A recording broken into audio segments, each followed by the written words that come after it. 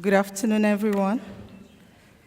I'm very happy to be here with you today to speak on global strategies, planning and responding to public health emergencies. This is something I've looked forward to for a very long time, and I'm glad I had the opportunity to be sent here to gather more experience, gain more knowledge from co-players in the supply chain system. Today I'm going to speak through some slides that will talk to you about what the Nigerian setting is all about, what pandemics brings on to the globe, what the JEE, that's Joint External Evaluation Assessment, done in my country recently, brought to the fore, what we've been able to do to move prevention and response to diseases and outbreaks, what we've been able to do as NCDC to mitigate some of the effects, and what NCDC does in general as a public health agency for the country, and then where we are at the moment with the global supply chain system. I have too many slides. I didn't know it was 5 minutes.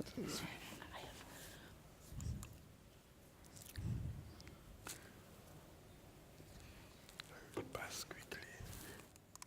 Sorry, my first slide, if you look at it properly, you will find that this is a normal setting in our former capital in Nigeria, Lagos to be precise. This is what is regular you find in Lagos in our markets or on the streets. A lot of people milling around the streets, struggling to survive for the day. And you will agree with me that this throws us into a lot of situations where we're exposed to infectious diseases. And on the other side of the slide, you find one of us doing what he knows best in the laboratory, trying to detect. Now, pandemics, we all know to be a threat to health and prosperity. I have some statistics on that slide telling us that NCDC has, in the past 1 year, activated an incident management system for multiple outbreaks within 2017 and 2018 of Lassa fever, yellow fever, monkeypox, cerebrospinal meningitis. Also in the globe, we've had SARS in 2009 that has resulted in about 900 deaths and have cost an estimated sum of $54 billion. We've also had Ebola across the globe in 2014 and recently in 2018. And this has cost a lot of deaths, 11,310 deaths, and an estimated $2.8 billion in 2014. For 2018, we're yet to get the statistics of what has really happened. Now, recently, WHO was able to carry out a joint external evaluation of international health regulations core capacity within my country. And you can see with me that the results are not very excellent. But be that as it may, NCDC is a new organization that has just been there for like 1 year, still undergoing legislation. We are not fully an agency yet, but we've been able to do the little we can to ensure that our citizens are healthier. So you can see the total scores of 41%, prevent 39, detect 51, respond 31, and then other hazards 37. For a country with a lower middle income and a population of about 186 million, I think we've tried a little. We may not have done very well in that assessment, but with an annual population growth of 2.6%, it's a huge task to take on Nigeria. And the budget in Nigeria has not allocated a lot to the health system. But we're doing our best to let the government know and the legislators know that we need to do a lot more. Because if one person is not safe, the entire country is not safe. So this is NCDC for you. We have 3 campuses. The top one is our headquarters located in Abuja. We have another campus in Lagos where we have a reference lab. That's the last one. And the middle one is our national reference lab. With a mandate to prevent, detect, and control diseases of public health importance. We also coordinate surveillance systems to collect, analyze, and interpret data on diseases of public health importance to guide action. We support states in responding to small outbreaks and lead the response to large disease outbreaks. So really, we're set up to assist when it's overwhelming for the states. But at present, we find that even as little as having one case in a state, we still have to respond to that because the states are very far from being ready to put things together to take on public health emergencies. We also develop and maintain a network of reference and specialized laboratories across the country. We, aside from our national reference laboratories, we also have a network of laboratories in the federal teaching hospitals and in some states that test for specific diseases. We conduct, collate, synthesize, and disseminate public health research to inform policy. Recently, we had a Lassa fever research program. Incidentally, one of the speakers attended that research program. Unfortunately, I wasn't there. But this is all to help put things in place to address public health situations in terms of research. We coordinate the compliance with international health regulations. NCDC is the focal point for IHR. Now, NCDC has a vision for a healthier and safer Nigeria through the prevention and control of diseases of public health importance. Our mission is to protect the health of Nigerians through evidence-based prevention, integrated disease surveillance, and response activities, using a One Health approach and guided by research and led by a skilled workforce. Skilled workforce is a major challenge in NCDC because we don't have the luxury of a lot of staff within the system. Thanks to partners and stakeholders, they've been most cooperative and helpful to us. We have 5 major goals, which include to accurately measure the burden of infectious diseases in Nigeria, to meet international obligations as a member of the World Health Assembly, to develop a public health laboratory service network to support detection, prevention, and response to critical infectious diseases, to reduce the adverse impact of predictable and unpredictable public health events, with a clear focus of disease prevention, risk communication, and programs coordination. Huge goals, I must say. And I'm sure you will agree with me on that. And we're looking to collaborating with as many of you as we can to get this rolling. In NCDC, we've been able to set up an emergency operations center within the headquarters. In Nigeria, we call that the Incident Coordination Center. We're also trying to replicate that in our states.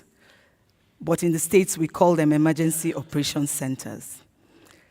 Now, this incident coordination center serves as a physical space within our headquarters where all our incidents are routinely logged, managed, they're routinely managed, which is logged, signed, monitored, and response decisions are determined within this space. And in doing this, we ensure that all stakeholders and our partners are brought on board. And this elicits a streamlined coordination, efficient resource utilization, because when everyone brings what they have on board, we're able to talk about them and assign these resources to appropriate places. There's also incident response status tracking within this space. And if you come into our incident coordination center, there are a lot of gadgets that monitors what happens in every state. And we're able to get information real time. Reporting is effectively received. And communication is appropriately disseminated to the right places. So there's manageable span of control within the ICC. And everything there is automated. So like I said, we have been able to transcend this to the States. For now, we've been able to do that in about 3 states in Nigeria, and then 4 more are presently ongoing. But WHO has also set up an emergency operations center for polio in one of the states, Borno State to be precise. Right now, we've also, with the help of US CDC, been able to kickstart the development of a medical countermeasure supply chain plan, because we've discovered that when there are incidents, a major challenge is logistics. Being able to have the items, the medicines, the medical consumables, and taking them to the right places in real time. So the plan will give a framework for managing MCM logistics and supply chain operations in response to infectious disease outbreaks, including drawing up MOUs with partners, and it will apply to events that require distribution of medical assets from NCDC Strategic National Stockpile, from MDAs, and from partners to the states and local government. It will also address supply chain operations for disease outbreak responses that require level 2 and level 3 responses and have exceeded the usual threshold for re-emerging and non-endemic diseases in Nigeria. So I'm looking forward, like I said, to having a lot of us come on board and put our heads together for the world to be a better place and a healthier place. Thank you.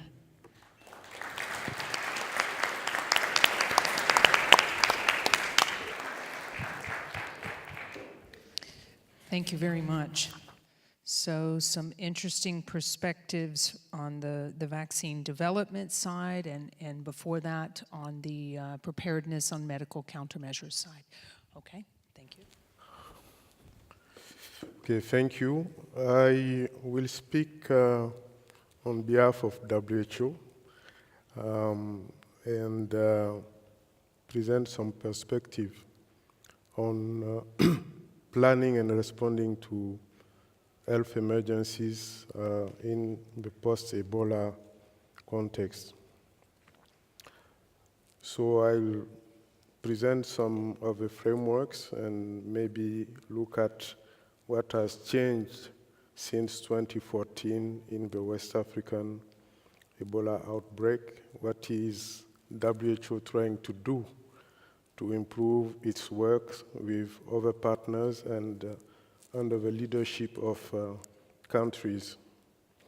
and then some way forward, looking at innovations and the post-GEE national action plans for health security.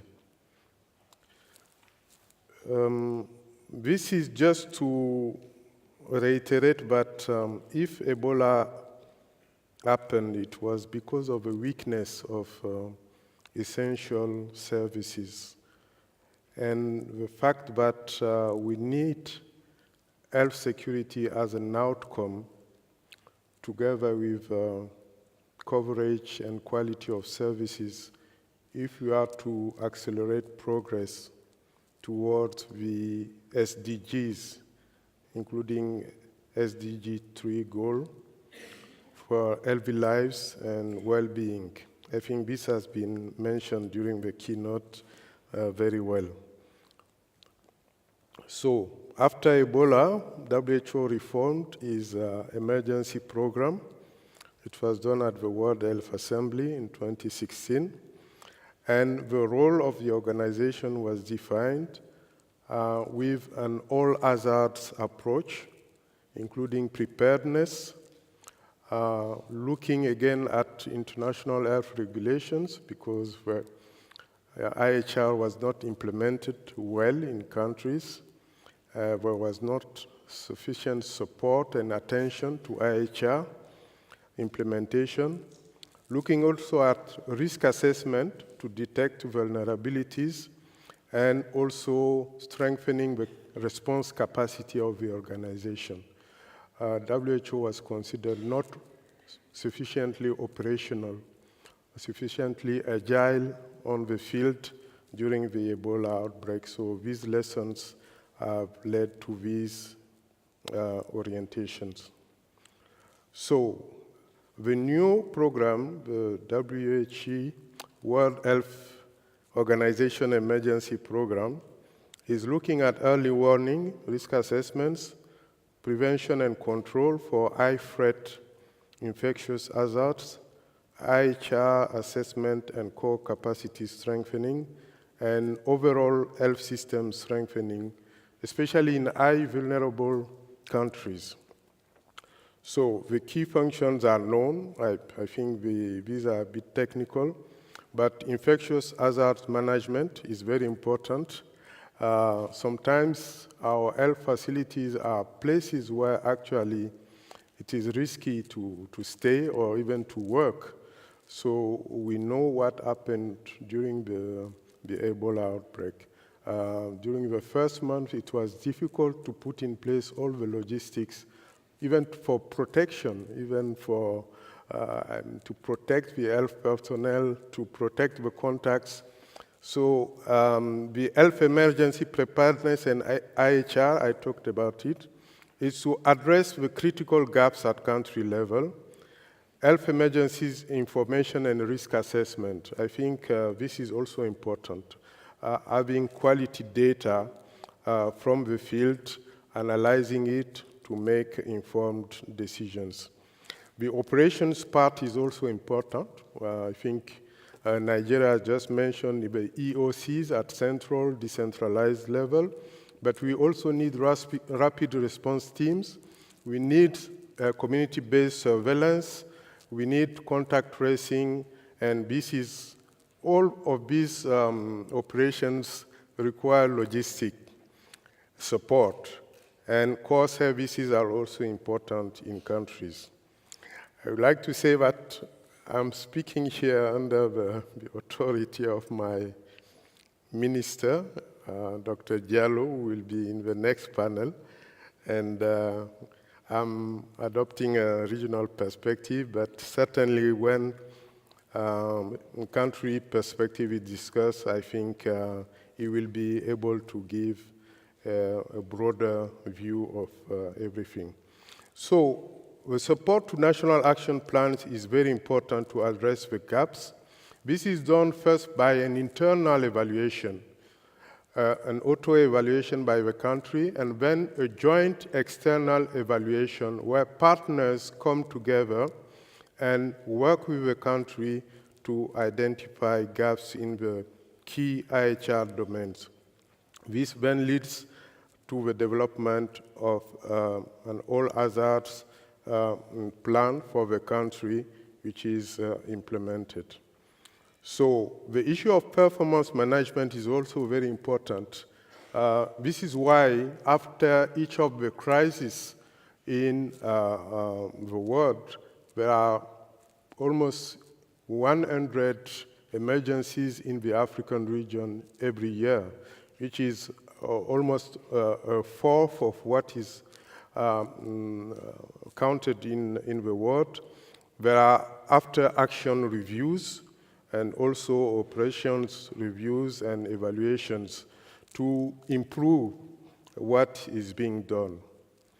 The incident management system, I think the keynote speaker mentioned it. It's very important, and WHO has adopted it in its operations for emergencies. It allows to really streamline and focus all the functions, including coordination, information management, especially risk communication, which is very important, and also the logistics, including supply chain management, and also deployment, the surge capacity, and so on.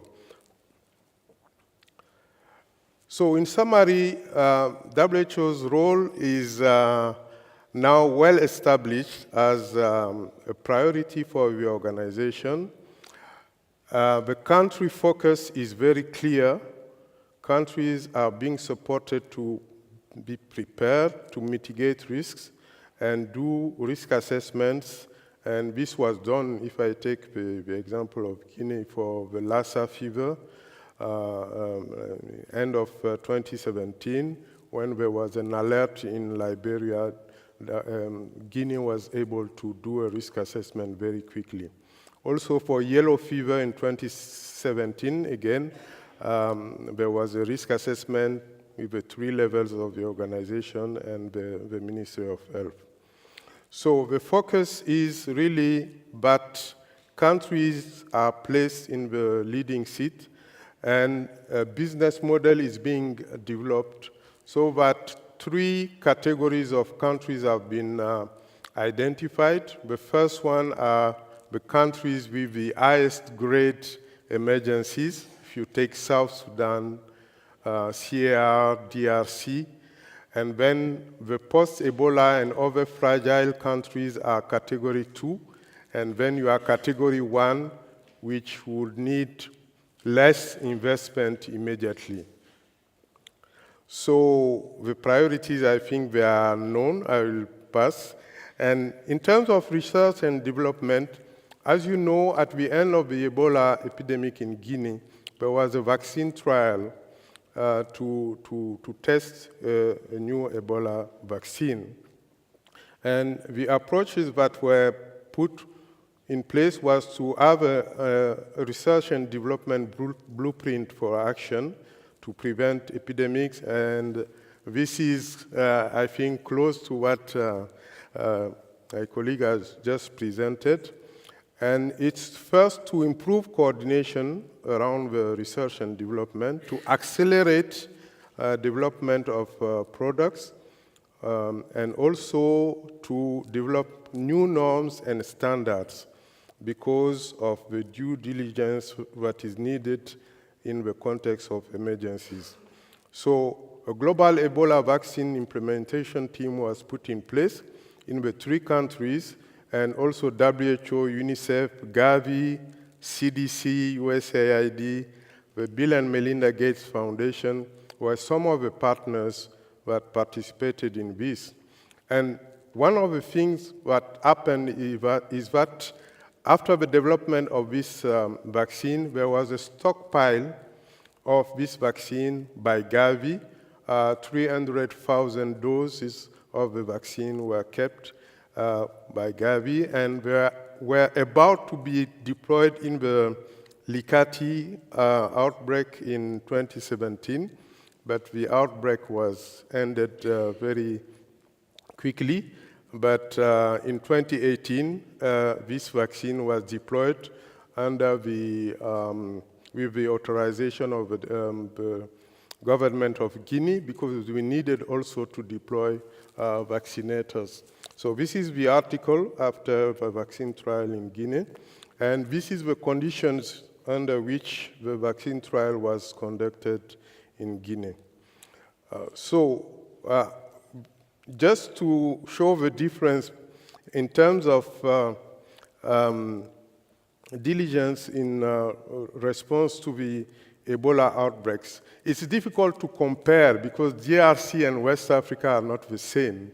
DRC is now at ninth Ebola outbreak. But when there was an outbreak in Likati in 2017, in less than 1 month, a sequence of events had already happened. There was a signal on 9 May of an undiagnosed illness, and then on the 10th of May, there was a deployment from WHO on the field.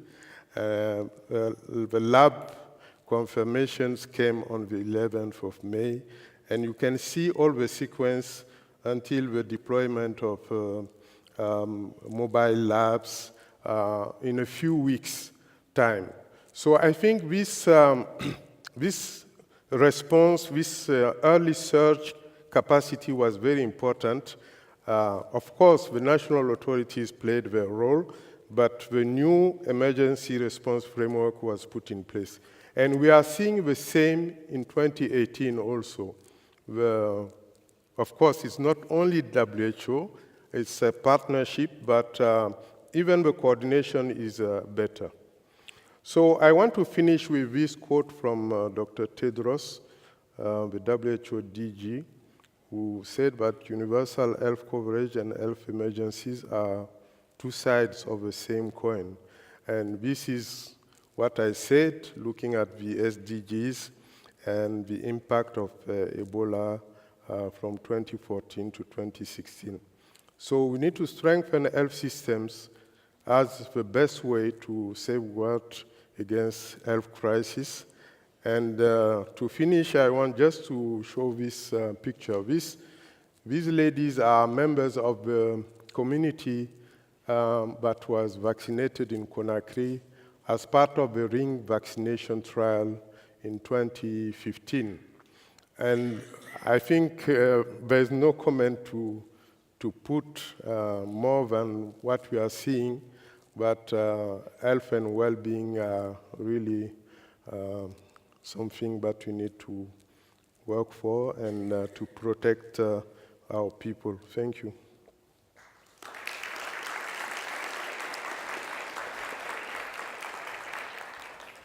Thank you so much. So I have spoken at length before, so I don't want to repeat, but I just wanted to summarize a few things I had said this morning.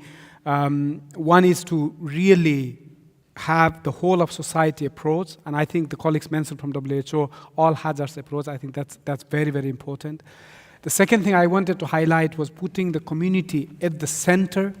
And I think the WHO colleagues' emphasis on universal health coverage is extremely, extremely important. And this puts the communities at the center. I think, as I mentioned already, epidemics start, affect, and end in communities. So that's why putting the communities at the center is extremely important. And I think that really multidisciplinary and multi-stakeholder collaborative approach of One Health, where the different stakeholders come together locally, nationally, and internationally, and looking much more holistically the human health, animal health, and environment health is extremely important. So just wanted to remind those three things. And add a little bit on from the Red Cross Red Crescent perspective, where we believe we can add value in this global discussion is very much on prevention and preparedness, us being a community-based organization. Early detection and early action. I think the early detection is extremely important for early action. We do provide a surge capacity in certain situations. We do have capacity to mobilize both regionally and internationally when a surge capacity is needed. The fourth element is also on recovery. One of the things what we are seeing now, and also I I fear, like the DRC now, the minute the new case stops, we calculate 21 days and another 21 days, and people start leaving the DRC. All the fundamentals problem that country had, which created these epidemics, are still there. None of those fundamentals have been addressed. So, but the minute that 42 days is counted, people start leaving. And for me, that's a real problem. And I think when we're talking about strengthening the health systems, public health system, that longer-term engagement, longer-term accompaniment of some of these crises is extremely important. I think that's where, for us, it becomes very, very important. And we really want to advocate that, we should not leave these situations too quickly. And I think the final point is, of course, on the advocacy and learning and knowledge sharing. That's extremely important. As I told you before, honestly, that we felt that as an organization, we hadn't fully learned the lessons from the previous Ebola outbreak, and especially on the logistics side, we struggled a little bit when it came to DRC. I think as WHO, you moved much faster. Actually, the last time we moved faster than you. But this time, I think you moved faster than us. So I think clearly there are lessons learned, and how do we learn these lessons? And actually, every time these things happens, we are better, quicker, and more efficient. So let me stop here, Julie. Over to you.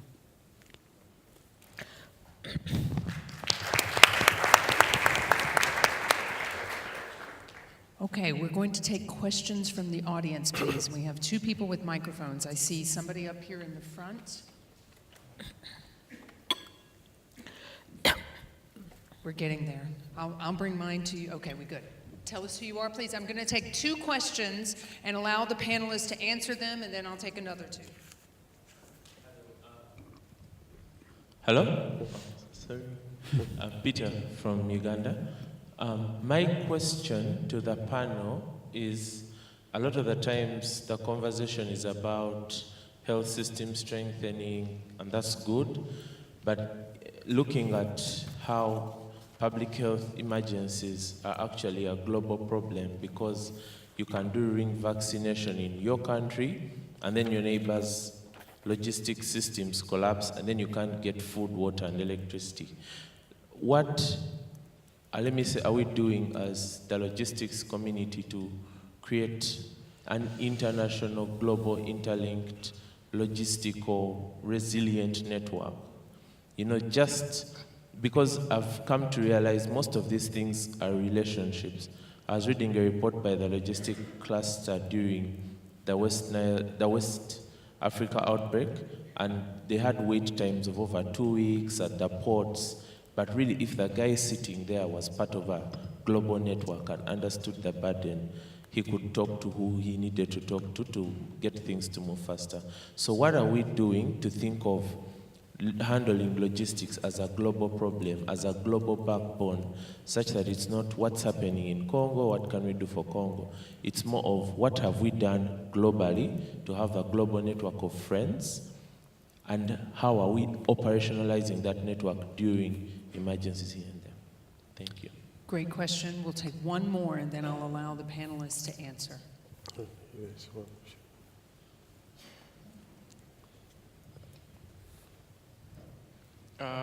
Prashant Yadav, Bill and Melinda Gates Foundation. My question is to all of the panelists collectively, as we think about what was the role of transparently sharing information with the community on number of new cases, number of confirmed cases, which the Minister in DRC and the AFRO office at WHO and the DG's office did very effectively in DRC. But we still haven't gotten to a point where the logistics community transparently shares information about stock, allocation. That effort is mostly limited to the epidemiology community being more transparent. Our academic colleagues in the past have done research which shows that, there is some strategic gaming that may happen if we publicly put out what stock is being allocated where and how much. But I think a longer-term learning is transparently sharing all that information is the best strategy. So any thoughts on how the logistics community can become better at putting out information on stock and flow about things that are needed in a public health emergency more transparently. Thank you. Thank you. All right, panelists, anybody want to volunteer to take the first stab at either question? Dr. Kizabo? Okay. I think, as you said, the regional and global perspective is very important.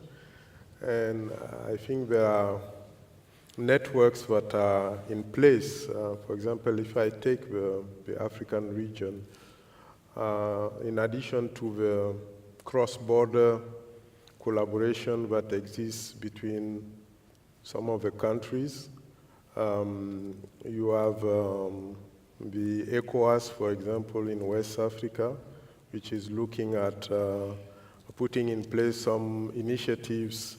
There is a World Bank project on strengthening surveillance in West Africa, linked with the global health security agenda. You also have the African CDC, who is working and putting, strengthening his centers in the different African Union regions. So I think it's very important that as we do for Goan and other networks for surge capacity, the logistics community also gets more and more integrated and capable to project itself in any of the events. But I think things are moving. There's a consortium in West Africa that meets every year after the Ebola, looking at research, innovation, but also operational aspects and implementation aspects.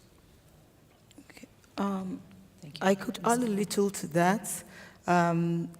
Goan has done a lot to put that in place. I did attend a Goan training in logistics. Yeah. You know, I came in there as a logistician, and there were other pillars there.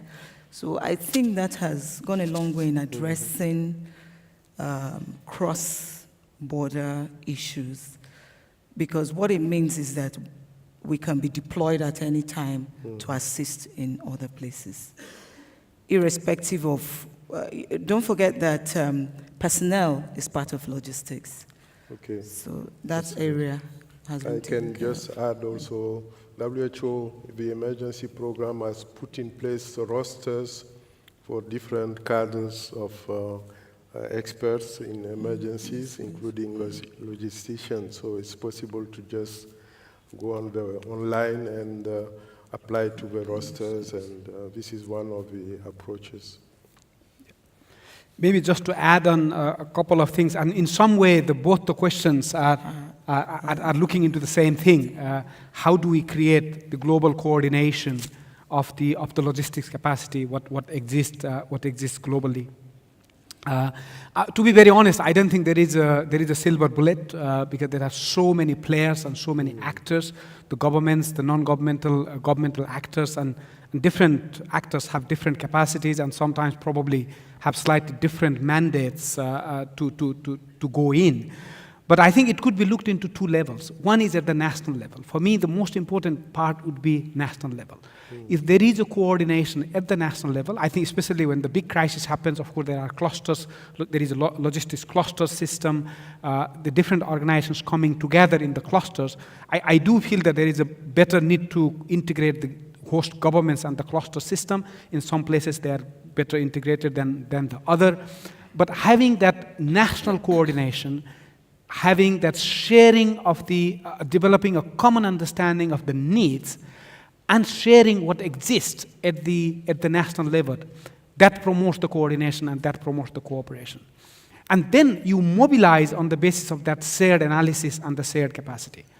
But at the same time, what should happen more at the global level and different organizations, like some of the big ones, and in developing that much closer link and much closer contact of the logisticians is extremely important.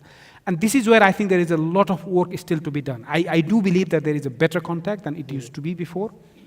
There is a much better sharing of information than than it used to be before. But I think your questions on having that more transparent sharing of information, of the stock capacity and the mobilization capacity, I think we still have some way to go there.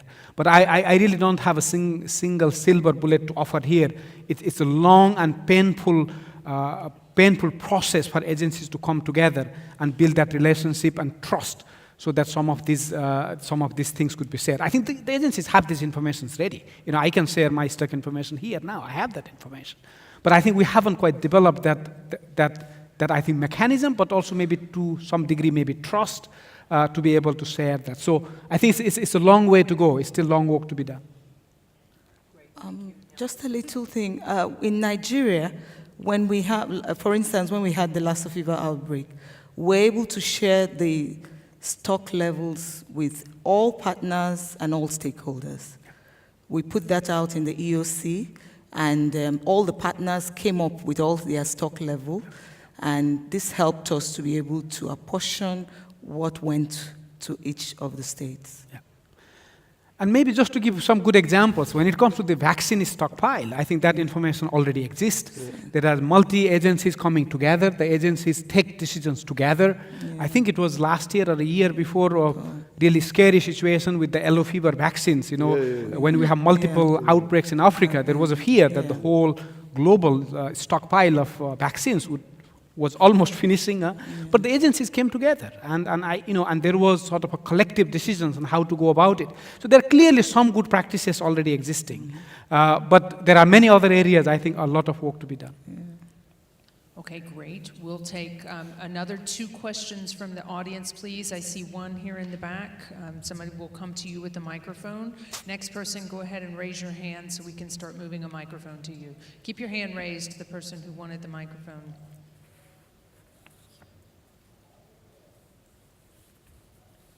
Okay, there's one. And remember to tell us who you are, please. My question is mainly to the panel members from WHO and NCDC Nigeria. I have heard a lot on preparedness, response, and program implementation, but I would be interested to know that what preventive measures could be taken or have been taken to stop the outbreak of disease like Ebola. Because I am sure that all sitting here will agree with me that still prevention is better than cure. So I would really like to know, just in 2-3 bullet points, that what actions could be taken or have been taken to prevent diseases like Ebola. Thank you. Thank you for your question. We'll take one more before we turn to the panelists. One more hand, please.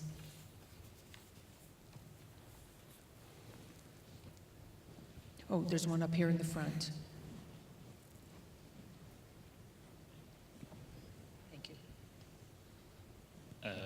Hi, I'm Amin. Thank you for all your presentation from the University of Tehran in Iran.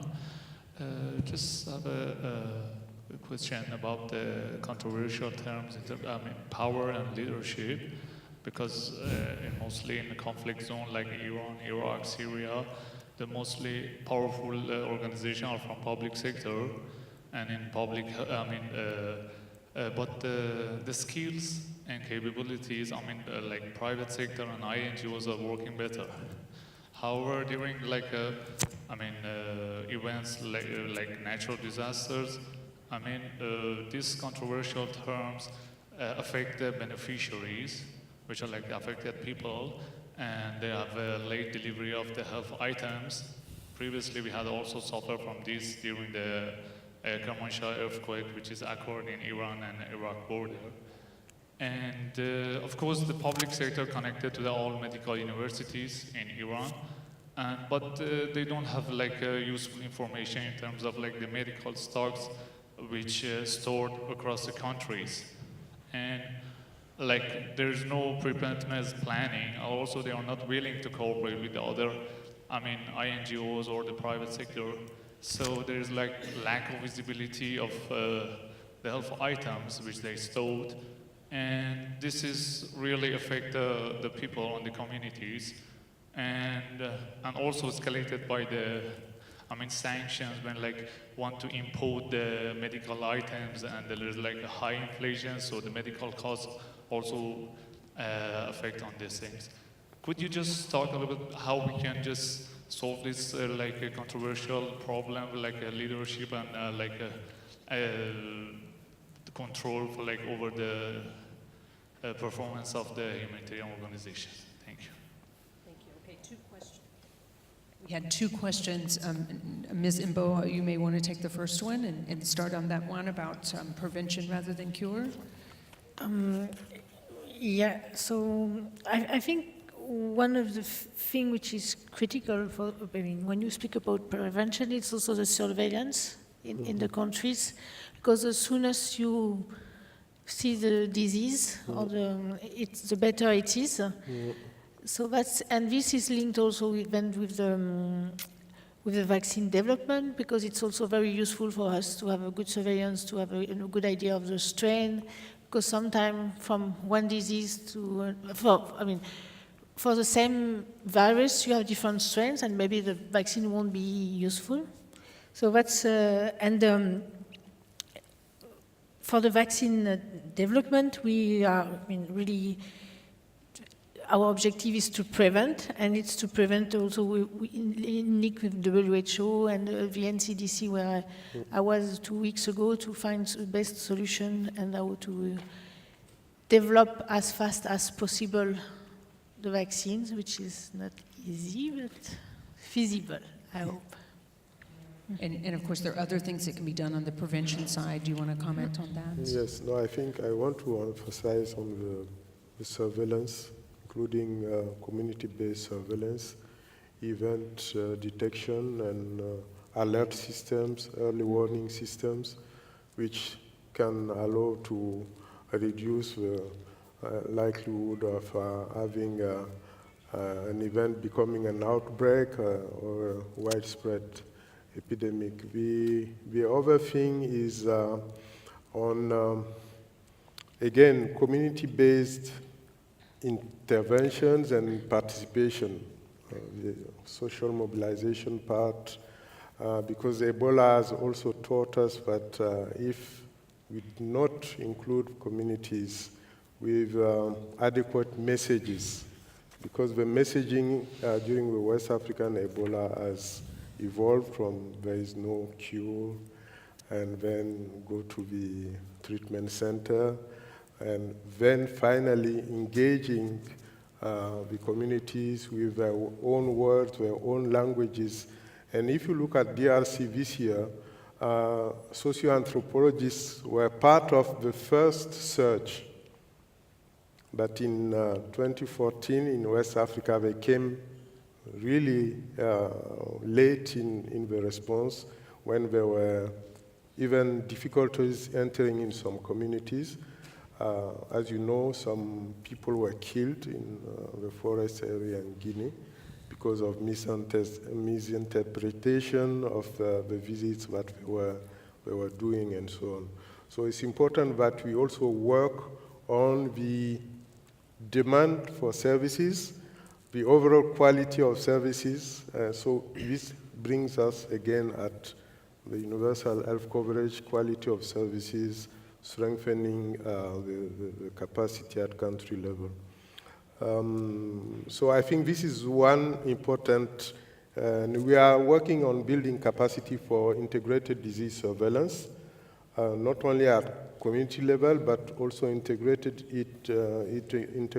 it at, in the schools for community health workers, medical students, and also having TOTs, having online courses, which are now available for students or epidemiologists. So I think these are some of the approaches to reduce, and also diagnostic capacity is very important at country level. We need to strengthen the network of labs, to have strong national institutes of public health. I think Nigeria is one good example, and I think the 3 post-Ebola countries are working in putting in place full, very well-equipped national institutes of public health with all the dimensions of such an institute, including field work, including diagnosis, training, and even research support. So I think this should be one of the legacies of the Ebola outbreak. Yes, and also we can't overemphasize enhanced surveillance. In Nigeria, we're also putting up scanners at the airport, all the points of entry, just to ensure that we don't have these things coming from other places. And that's also something that could be done across all the countries. And we have to keep training and retraining health workers, inculcate infection prevention control principles into our health workers, even in the schools for our children, in our homes. It's a holistic thing. So a lot is being done, but it's just for countries to pick them up and keep doing them. Okay, thank you. And what about the second question? Anybody want to touch some on that? Yes. For the question about the leadership versus control, I think there are provisions in the international health regulations that limit the capacity of a member state to restrict action during emergencies. I think these provisions need to be looked at critically by all stakeholders, and we need to advocate so that these, for example, declaration of diseases and so on. So WHO has adopted a no-regret principle in terms of responding to emergencies. And I think working with private sector, NGOs, because we also have a framework for engagement with non-state actors. Now, WHO is opening more and more to non-state actors. So I think there's a way at country level to try and influence governments and let them know that we cannot wait. Sometimes there are political reasons. If I take 2014, the outbreak was brought to the attention of the global community at the time of the pilgrimage, which is a very, very important event in the countries where the majority of the people are Muslims. So it was necessary to explain that maybe because of the risk and so on. So I think these are some of the areas of advocacy and working with governments and political authorities to be able to mitigate some of the risks. No, maybe just to add on your question, I think you touched on this already, but also we need to realize that a lot of the problems you described are really political problems. Or what is happening in Syria is a political problem. And so there can be no humanitarian solution to political problem. The political problem should be addressed by political solutions. And there, the only thing this room can do is advocacy. Basically, in this type of environment, our contribution is really advocacy, and what we are trying to do is minimize the suffering, minimize the death, and really try to reduce the impact of the crisis as much as we can. But, as much as I love and respect the contribution of all the humanitarian organizations in Syria, our contribution is not providing a solution because it's a political problem, it's a security problem. So this is also where we need to sometimes have to bring that realism that there are other players, there are other political players who need to play their part to find the political solutions to these problems. Thank you very much. Now, I don't think we're going to take any more questions because lunch is waiting for us. Ms. Cooper, did you want to make an announcement? Please give a round of applause for our first panel. I think you guys did an excellent job.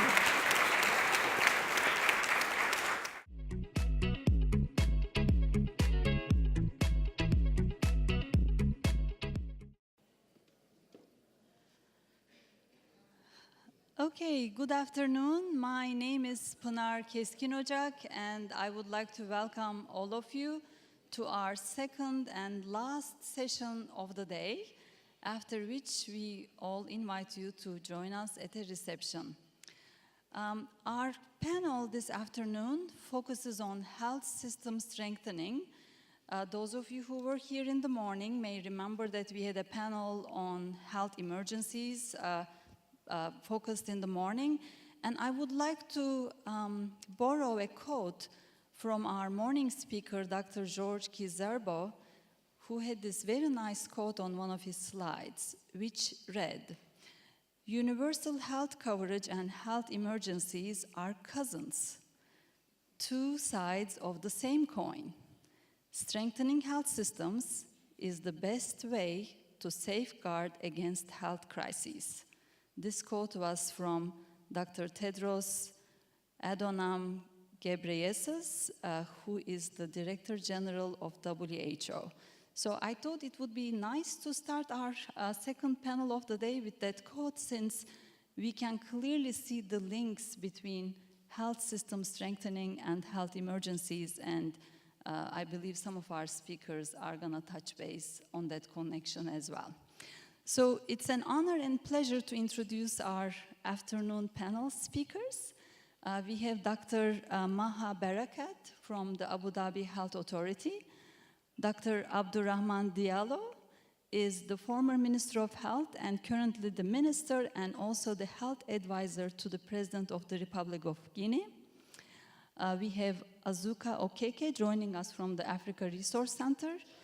And Dr. Rajata Rajatanavanin is currently with the Mahidol University. He is the former Minister of Public Health in Thailand and also the former president of the university. So please join me in welcoming our panel speakers for this afternoon.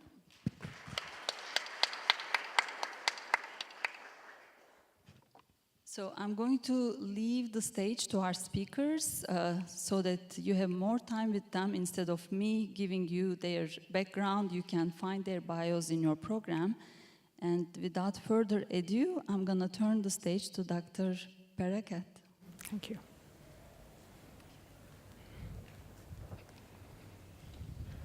Thank you very much.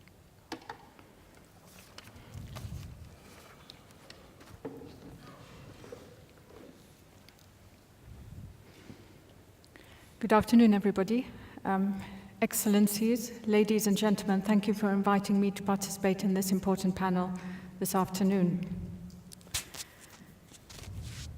Our keynote speaker this morning mentioned how appropriate it was to host this humanitarian conference in the year of the 100th birthday of Nelson Mandela. May I highlight that it is also the 100th birthday of our founding father, the late Sheikh Zayed bin Sultan Al Nahyan, founder of the UAE, whose humanitarian efforts were reaching poor areas of the world from as early as the 1960s and the 1970s. There are many villages in Africa today that had their first clean water systems provided by the late Sheikh Zayed. This legacy has been continued by his son, His Highness Sheikh Mohammed bin Zayed, the Crown Prince of Abu Dhabi and long-standing supporter of humanitarian causes. Just taking global communicable disease elimination, His Highness Sheikh Mohammed bin Zayed has personally donated over $250 million globally for the fight against polio, malaria, and guinea worm, in partnership with the Bill and Melinda Gates Foundation, the Carter Center, and Gavi. But over and above this financial support, logistics and manpower were also provided. With polio, vaccinators from the UAE went to hard-to-reach areas of Pakistan and administered over 220 million doses of polio vaccines, enabling the reduction of polio cases last year to just 14 in only 2 countries. The Bill and Melinda Gates Foundation contributed to 50% of the Emirates polio campaign. We really are in the last mile of eradicating this awful disease, polio. So, having a strong health system helps in the delivery of public health initiatives, both locally and globally.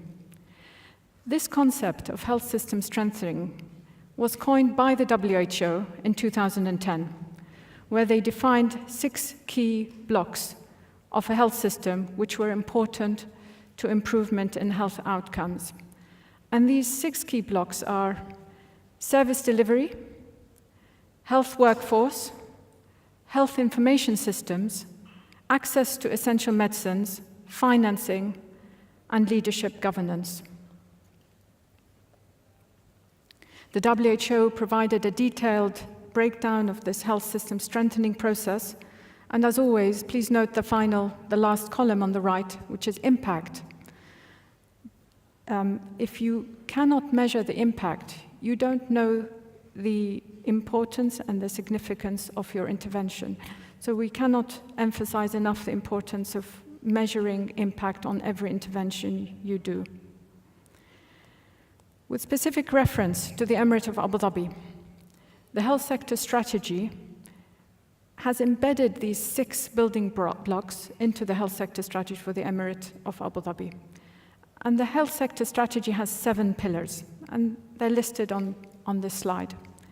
The first one is essentially access of care, ensuring that there's continuum of care for everybody, from cradle to grave, ensuring that there is no subspecialty that is missing, there is no demographic area, geographical area that's devoid of a clinic or a hospital, or there isn't an ambulance that's within X minutes of arriving in an emergency. Second initiative, the second priority, is improving quality of care and monitoring quality of care. So we've started a very robust program of quality improvement with metrics and ranking soon to be published. So we haven't published yet the outcomes of the healthcare providers. We've been working with the healthcare providers, and it's interesting that their preference unanimously was, please don't publish yet. We'll get better and better. Please just bear with us. And there was a substantial improvement in metrics just with the threat of publication of these metrics from the healthcare providers. Third priority was attracting, retaining workforce, and that's a universal issue. Fourth priority, and perhaps this is the most important one, this is emergency preparedness, as we heard this morning. Our biggest risk, like many countries in the world, is actually a new emerging contagious disease, infectious disease for which there is no vaccination and there is no treatment. So we have worked very hard and put huge resources on protecting this country and the Emirate of Abu Dhabi from any emerging new infectious disease. So we have very strong surveillance programs, detection, isolation processes, and protecting the community from any diagnosed infectious disease. The fifth priority is prevention in conventional public health terms. I would argue number 4 and number 5 are really integral to public health. Number 6 is value for money. You can have access of care and quality of care and as much prevention as you want, but you need to make it financially sustainable, and this is what the whole world is grappling with. How do you make the burgeoning expenditure of healthcare more affordable? So we have a whole set of initiatives looking at making the healthcare delivery cost effective. And finally, an integrated health informatics system, which we know improves outcomes. So our discussions today in this panel, the discussions are looking specifically at how public health itself can strengthen health systems, the other way around. Now, the Centers for Disease Control published this important paper in 2012. If you haven't read it, please download it from the internet. The paper looks at where the role of public health is in the overall health system and how it actually is a critical and a pillar component of the health sector. So given public health has these actions on the left and these programs on the right, so the actions are surveillance and disease control and vaccinations and non-communicable disease prevention and so on. And on the right we have programs like maternal and child health, specific infectious disease elimination, and so on. So we have actions and programs specific to public health. The group in the CDC concluded with 6 a summary of 6 key points, summarized here. So essentially what they said was that, firstly, the role of public health is, and arguably the most important single contribution, is ensuring availability of critical, strategic, epidemiological information to the decision makers. Because once you have data, you can create policies, and once you have policies, you can create guidelines and recommendations and so on. So without a public health institution, organization, entity, your health sector doesn't know what's happening on the ground. I mean, examples are when you have certain diseases in the community. Is this a cluster? Is it an outbreak? Is it an epidemic? The epidemiologists can tell you this. The data collectors can tell this. If the government has implemented some process, what was its impact? You don't know unless someone tells you on the ground what's happened, whether actually you did reduce disease burden or you didn't reduce disease burden. Second key takeaway point was the government has to strengthen public health institutions, whether it be by money, whether it be by resources, whether it be by laws. So, for instance, what's the point of trying to eliminate, we're not even talking about polio and guinea worm, for instance, measles. If you don't have a national vaccination program for it, or if you don't mandate vaccinations for your population. So the government is important in strengthening and supporting public health institutions. In non-communicable disease, the most effective programs in the world were in countries where the government supported, for instance, tobacco reduction, smoking reduction. The government supported measures where it made it more difficult for people to access cigarettes. And when the government supports these public health initiatives, you get the best outcomes. Let's say, for instance, another non-communicable example, exercise in schools. We know that there's rising obesity levels in children. Now, the Ministry of Health or the Department of Health or the Department of Public Health can scream that, obesity rates are increasing in schools. Unless the government listens and then mandates a new curriculum for the schools that improves either the food that is offered in schools or the amount of exercise that's delivered in schools, nothing will happen. So you need full support of the public health institutions. They need to be enabled to implement their programs. Labs, and we heard a lot about labs earlier today. You have a patient with influenza-like illness. Is it just normal, simple coronavirus, not even MERS-CoV? Is it coronavirus, or is this untreatable, unvaccinatable avian flu? You will never know unless you had a simple test until it's too late. So if it really was avian flu, you'd really know because the patient would become very sick very quickly and you would be able to do nothing about it. Even worse, you wouldn't have isolated, you would have lost precious time in isolating the patient and making sure the contacts were appropriately protected and so on. So having a strong lab network where you can get results quickly. We all lived through the Ebola crises from 2 years ago, even though many countries didn't have any single case of Ebola, but we were all on high alert. Somebody arriving from a country that had an outbreak of Ebola, they were feverish. What was it? Was this, was this Ebola? Was it Congo-Crimean? Was it another? Was it malaria?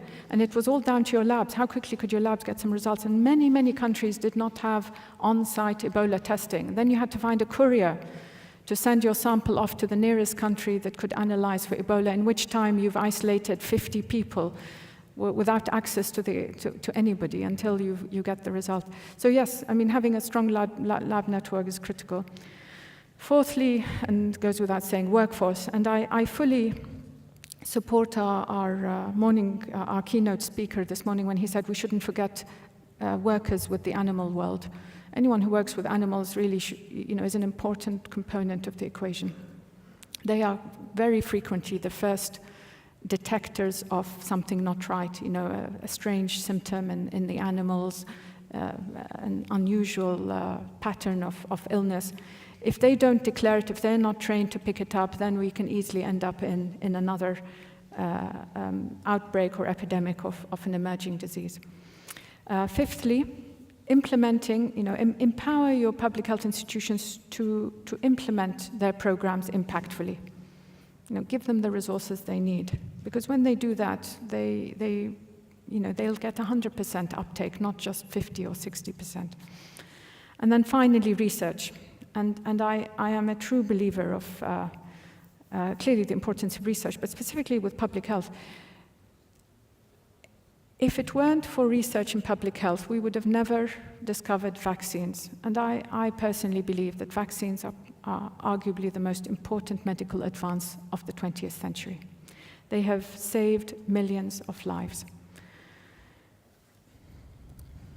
So my final slide. So in summary, we know that health system strengthening has become a recognized priority for achieving major public health goals, globally and locally. But actually, I think the other way around is also true.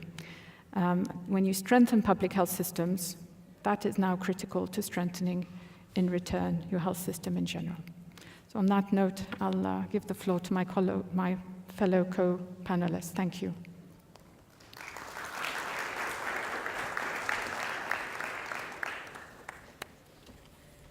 Terrific.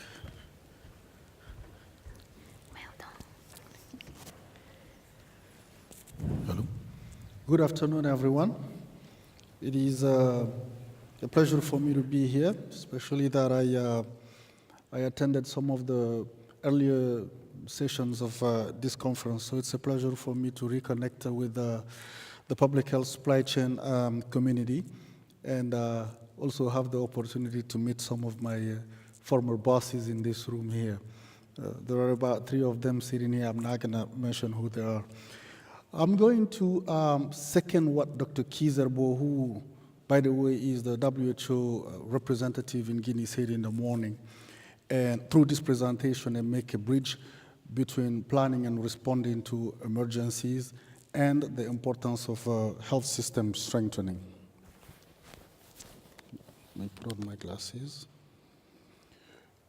So I'm going to use the Ebola outbreak example of Guinea. So you have a map of the Republic of Guinea up there.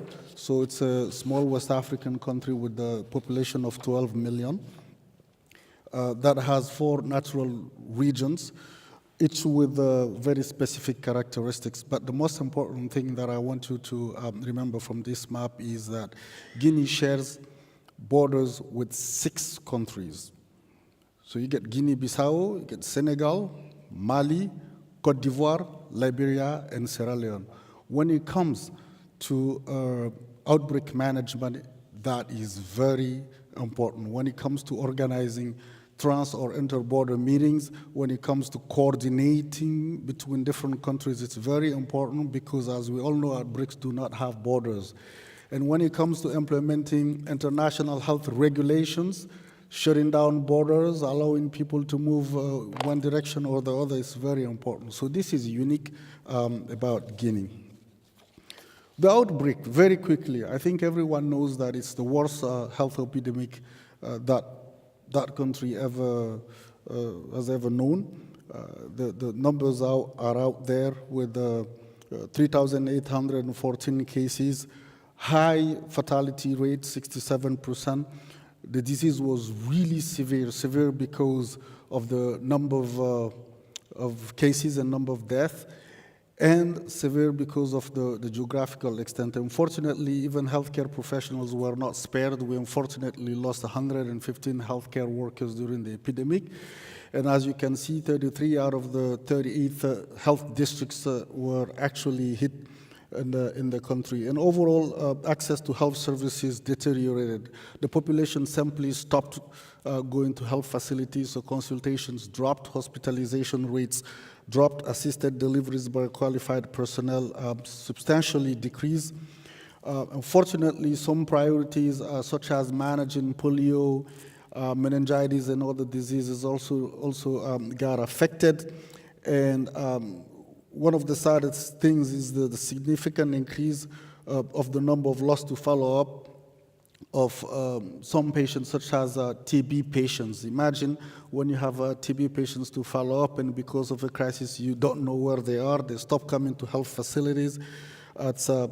Altogether, it was really bad. Actually, it's a typical example of a health problem bringing an entire economy down. Not to mention that all sectors were affected. In the morning, one of the speakers mentioned partners leaving the country, partners in the private sector, mining industry, in the construction business. Some major international airlines stopped coming into the country. The hotels were empty, agriculture, so pretty much the whole country collapsed. So you get a picture of really what it is. So why was it severe? It was severe simply because the entire health system was weak to begin with. Frankly, to be honest with you, if you don't have a strong health system, if you don't have a resilient health system, well, you're not prepared. You're not prepared to manage an outbreak, and that's what it is. It was severe because we didn't have an effective surveillance system to begin with. The teams that were there were focusing more on some endemic diseases, and the approach was essentially vertical. We talked about laboratory capacity. It was very, very, very weak. Diagnostics capacity, very limited. Could you imagine that some of the first samples that were taken during the outbreak had to be shipped out of the country to confirm the diagnosis? The first confirmation that we got of an Ebola case actually came out of Lyon. In the meantime, as the person who preceded me here said, in the meantime, while the number of cases was just increasing. In terms of human resources, in terms of number and quality, also we had serious problems.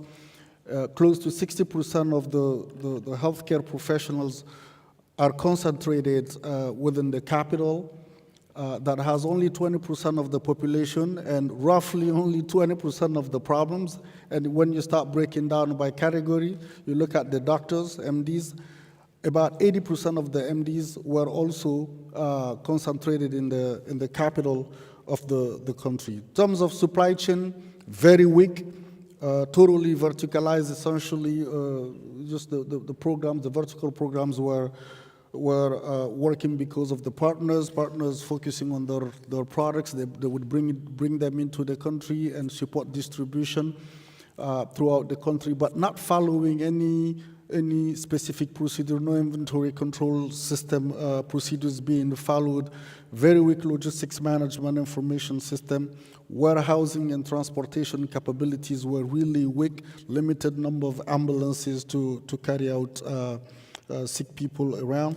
And the health infrastructure was also very weak and not specialized, and you'll see in a few minutes what I call specialized health infrastructure. So some of the challenges and problems we faced there. So the weak performance of that surveillance system led to very late detection of the outbreak. Literally 3 months after the first case, we were able to confirm that this hemorrhagic fever disease was actually Ebola. So that weak preparedness actually led to a very rapid spread of and very long duration of the epidemic. There was absolutely no compliance with the infection control and prevention measures that are known to everyone. People were dying, and within the communities, they were just handling the bodies exactly the same way they used to. So imagine communities washing bodies and burying bodies the traditional manner. The contacts to actual confirmed cases were moving around the country freely.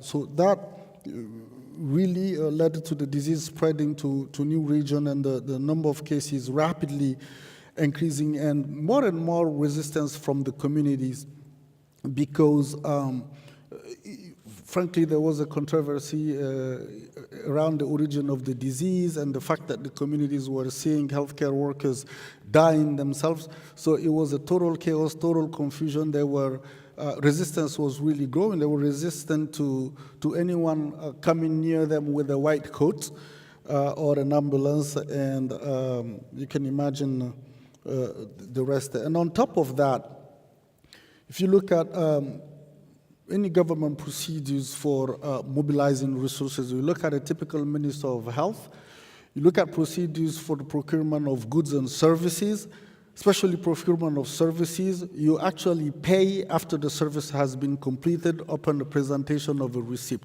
So procedures are typically very long. They start within the ministry and go to the Ministry of Budget to confirm that it was a planned activity, and then transfer to the Ministry of Finance, which also transfer the whole request and documents to the Treasury Department, and then to the central bank for paying. Actually, I'm told that there's 1 minute left and I haven't even started. So, anyways, planning and responding, leadership is very important. You see on that picture the President of Guinea and Margaret Chan, the former director of WHO, and Dr. Moeti, the regional director of WHO. So to manage such an outbreak, actually, you need serious leadership involvement. The president himself had to take on the management of the outbreak. He chaired the meetings at State House until 2 in the morning with partners and national teams. So I wanted to talk about the ring fencing, ring vaccination that I was actually originated in Guinea, but I would just leave it. And studies ongoing, people talked about it. Vaccine trials in Guinea, a couple of vaccine trials and antiviral trial, which actually helped us really curb the epidemic. And the importance of community-based intervention. One of the lessons really learned from this epidemic is the role of social anthropologists and community-based interventions. Because if you don't work at that level, if you don't, besides epidemiologists, doctors, nurses, and everything else, if you don't have people who are specialized in understanding community behavior, what typically they do, why they resist to change, why they have fear, why they are confused, and what is the best way to actually bring change around, you are actually not going to move at all. So those are some of the pictures, because at the same time you have to keep activities going. Managing such epidemic goes beyond the Department of Health. On one of the pictures there, you see the Minister of Health and the Minister of Social Affairs actually going out to the field. Competing activities, we had a polio epidemic that we had to manage at the same time. And an interesting takeaway lessons there. I had a lot of pressure from the international community to declare a polio epidemic in Guinea while I was dealing with Ebola, and I completely refused. And the pressure was that in order for the international community to come together, mobilize resources, and come help Guinea fight the polio epidemic, the official declaration has to be made, and I refused. And the reason why I refused, I was called all over to explain why I refused. I'm looking at David Surley here. I remember a conversation I had with the Gates Foundation about it. The reason why I refused to do it was the polio that we had in Guinea was vaccine-derived. And we were actually using the vaccine to fight Ebola in Guinea.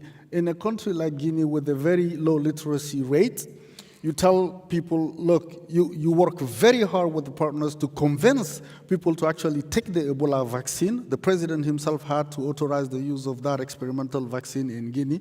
You go down to the communities actually to explain why they used to take that vaccine. Yourself, they ask you to take the vaccine in front of them. So you do that work and you turn around, you tell the same community, look, well, you have polio in Guinea, and that polio is vaccine-derived. It's due to a vaccine that you took earlier. That's why you have this disease. I said, no. The community knows, the international community knows that there is polio. If there is something that needs to be done, it has to be done. But I would never declare that epidemic. I would never confuse the population and be brought to a point where I couldn't do anything. And we succeeded. We managed to stop the circulation of that polio virus. So some pictures again of the management of that outbreak, bodies being disinfected, treated, and the health team members being prepared, some treatment centers, and a patient taking the Ebola vaccine there. So, like I said, some of the lessons learned: strong, resilient health systems. Frankly, you saw some of the points that I mentioned here. In the community, no one would ever come to a health facility and say that I need to see the malaria doctor, I need to see the Ebola doctor, I need to see the TB doctor. People would come to health facilities with symptoms. They would come and say, I have fever, I have headache, I'm bleeding, etc., etc. So your ability to properly manage that case right from the beginning makes a huge difference. So in the case of Ebola, unfortunately, we were not prepared. Doctors and healthcare workers had their guards down. So they were touching patients, they were not prepared, they were not protected. So, and you can imagine the rest. I talked about the role of social anthropologists, partner coordination, managing competing priorities, and then rebuilding the health system, because there's managing the crisis, but after the crisis, there is rebuilding the health system, following the very same structure that the person who preceded me said. I expressly started with leadership and governance, because you have to have the governance structure in order to rebuild your health system. We developed a 10-year health development plan in Guinea that has very specific objectives and some very specific priorities, as you can see there. That's what really helped us get back on track. Within the Ministry of Health, we had to create new directorates. For instance, the Directorate of Laboratory Services that did not exist, the Directorate of Community Health Services, the Directorate of Human Resources for Health. And we had to create a national agency for health security, where a center for emergency management is also housed. In other words, we have really to have the governance structures in order to get back on track. In terms of health force, obviously we had to do massive hiring, training with the health partners to address the health force issue. And one of the things that we did, we made it mandatory for all new hires to be deployed far from the capital city. And we succeeded, as about 97% of the people we hired were all deployed. And we really hit the accelerator in terms of health systems management, because we managed to configure and deploy DHIS2, for instance, throughout the whole country, and configured ELMIS and deployed too.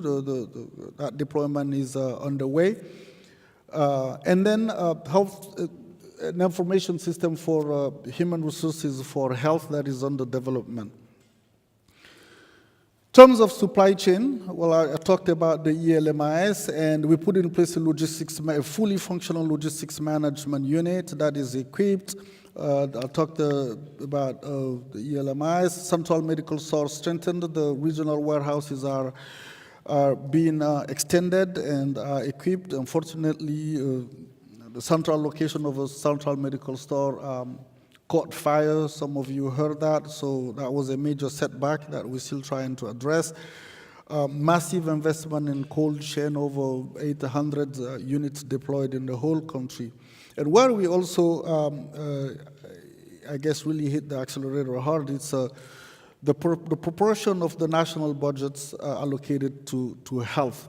So in 2015, during the Ebola epidemic, we had about a little less than 3% allocated to health. So the following year, we doubled that. We went to 4 point something. And then the following year, we also increased that. Altogether, we got to 8%. 8.34%. I know we're still below 15%, but it's the trend that you have to see there. Unfortunately, I'm told to stop. I just wanted to talk about one little thing, the importance of infrastructure in managing outbreak. These centers that you see here are specialized because they have the capacity to segregate, to separate suspicious cases from probable cases, from confirmed cases. And it's a whole logistic system, unidirectional, one-way movement of patients within those specialized centers. And finally, at the request of WHO, Guinea actually sent its experienced ring vaccinations to DRC to help in responding with the outbreak in Guinea. It's just to say that within an outbreak, when an outbreak happens, so the investment in one country could be leveraged and taken somewhere else. I think I'll stop here. Thank you.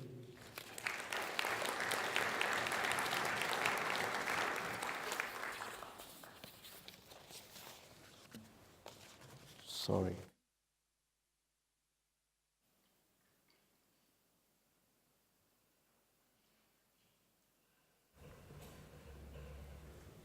That's very extensive and very informative. Thank you. I think I can stay like this. Good afternoon, Enjoy. everybody. And I don't have any slides, so I'll just talk to us, just myself. Thank you so much for inviting me to this conference. It's always a pleasure for me to come to forums like this because I use it to learn. You know, before you can make a change, you need to understand the system and then find ways to kind of proffer solutions to the things we're seeing in Africa. So I think even from the morning session, from the keynote speaker who set the pace for this conference, it was really, I think I would say beautiful to see the work that partners like you, organizations here are doing, the commitment and the passion to improve lives. It's all about the health systems. And I think when he ended with the video of the health clinic and the delivery of the baby, and I just said to myself, this is one health clinic, maybe 10,000 health clinics, maybe in another country, 5,000. But if you listen carefully to my colleague Chibuzo in the morning when she was talking about the population in countries like Africa, or Nigeria, sorry, and she said almost 200 million. You can see that we need to do things at scale. And one organization cannot do it all. One donor cannot solve the problem. We need to begin to look at things holistically. So in that, I'll talk about the Africa Resource Center for Supply Chain and who we are and how we are trying to complement your efforts in improving the health system in Africa. So ARC, as we call it, or the ARC, ARC is an independent advisor to countries to see how we can help you achieve your health goals. We are independent in that we are neutral. So the three key things that we try to do to strengthen the health system is to connect countries to resources they require to make sure that solutions provided are sustainable and owned. It's very important that countries own the solutions that are being preferred. The other thing we do is we complement. ARC tries to see that additional resources available to you complement your effort as an organization. If UNICEF is working in, let's say, Senegal, we want to be sure that if there's an additional need, it complements the beautiful work UNICEF is doing. So in that sense, we try to provide clear platforms where we can plug into your system. The other thing we look at is, I would say to complement, we always look at, leveraging resources, efficiency is very important to the work we do. The third thing we try to do is we try to foster collaborations, whether from the private sector, whether from the academia, but we believe so much that if we don't collaborate, we're not going to achieve scale, no matter how beautiful your project is. We need to find ways to streamline efforts, to collaborate effectively, and then see how we can move solutions to scale, or whether it's innovations or whatever technology that is there, we have to find ways to collaborate. So we do these three things, and I'm going to give you practical or real examples of what we have done in different countries that can tell you how we work and how we can support or strengthen the work you're already doing. Someone said to me this afternoon, so ARC, is this still a theory? Or are you really doing anything in practice? So perhaps you'll be the judge of that.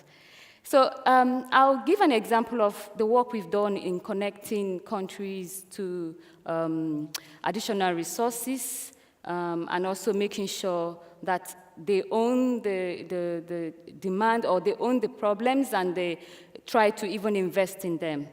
I think it was late last year, August last year, the Honorable Minister of Health in Nigeria requested to meet us. He said, okay, I've heard about ARC, I want to meet you, I want to know what you're doing in the country. So I went to him and I gave this, ARC this. And I said, sir, but I want to understand, what are your needs? What do you, in terms of supply chain, what is your pain point? Well, he was kind of taken aback. He just looked at me and said, oh, nobody has asked me that. They just tell me what to do to improve the health system. I said, okay, I want to know, what is your need? What is that pain point you have in Nigeria? And he said, well, my warehouses. And I said, okay, what is wrong with your warehouses? He said, I go to states and I look at warehouses and I see the wastages and I feel bad. Resources or commodities wasting. I want to see how these warehouses can be improved. So that was the beginning of how we started trying to connect the minister to resources, private sector, implementing partners to see how they set up this unit that can begin to look at all the warehouses in the states, I think each state in Nigeria, to see how maybe he can understand what is a good warehouse or what is a bad warehouse. And then one of the questions I asked him, I said, Minister, when you find out the state of your warehouses, then what? Ideally we would think, oh, I'll call Global Fund, I'll call Bill and Melinda Gates Foundation. He said, well, if I find out the ones that are not really standardized, I'm going to engage the states. I'm going to engage the political owners. I want them to invest in this. It's not my problem. It's their problem. So I'm going to. So you get the sense of I am going to. So it's really amazing when we kind of re-strategize in how we support government in trying to identify their priorities. And if we identify their priorities, perhaps we can know how to connect them to solutions, whether it's private sector, but they own it. And one of the things I was talking to David, Sally and Tripp the other day, I said, it's amazing when his team came up with a list of what they will need. We need a car, we need to furniture, we need more stuff, we need more staff. And they gave me, I said, oh, this is beautiful. Take it to the minister. And he's funding it. So this is one of the things that we do as ARC. The other thing is, if I talk about our role in complementing the effort that is already existing, I would say, for instance, I think it was in Copenhagen, I was invited to a UNICEF forum. They were talking about strategies for strengthening the health system in different countries. And I was on a table with UNICEF, the National Primary Healthcare Development Agency in Nigeria. That's the agency that kind of drives vaccine delivery. And they were looking at this beautiful plan, the work plan for the year. And in the work plan, they had the amount they had put in for procuring cold chain equipment. And also they had the resources they had set aside for maintenance. And I said, okay, maintenance, who is going to maintain the equipment? They said, well, we're trying to outsource. And I said to them, but you're going to procure the equipment from a private sector company. They said, yes. I said, why not, partner with the private sector company to maintain the equipment? They said, oh, how do we do? I said, that's the role that an ARC can play. Because we have private sector companies that, we know how to engage them, we create platforms. Because it's one thing to say private sector come partner with a country, but most times on what framework, on what platform? It's very difficult. No matter how good or how generous or how resourcefully a private sector company is, it's actually very difficult to plug that resources into a government system. It needs to be well managed. So these are some of the ideas of how we complement that effort. And what that did for the MPACDA, which they included in their CCE OP, was it kind of, I said, this will reduce the amount you have put in there for maintenance. So, now they have in their plan to collaborate more with private sector, and they have the right platform, and they have the right system to do that. So we look at, even in some cases, it may be the academia. A government entity, an agency may want to do something that is more research-based. And sometimes they struggle with that because maybe an implementing partner or the implementing partners may not have that capacity. And they get stuck with that. So we try to see how we can bring in the academia to support their system. The third and final thing that we do is more to collaborate, foster collaborations. And I always say this is so useful because it talks about collaborations at scale. If you're going to, like I said, it's beautiful to see UPS, the great work they are doing, but UPS is one company. They can't be everywhere. We're talking about 200 million people, and that's just in Nigeria. So by the time you check the entire Africa, UPS can't do everything. So whether it's Procter & Gamble, Unilever, but then we have many more private sector companies that want to do, but who will help facilitate that or even build the case for trust? So, when we talk about collaborations, I want us to think about collaborations at scale. How do we come together? Private sector, particularly. I always challenge them with that. So if you look at the work we're doing in South Africa, we have this project, the CCMDD. Yes, Trip, I got it.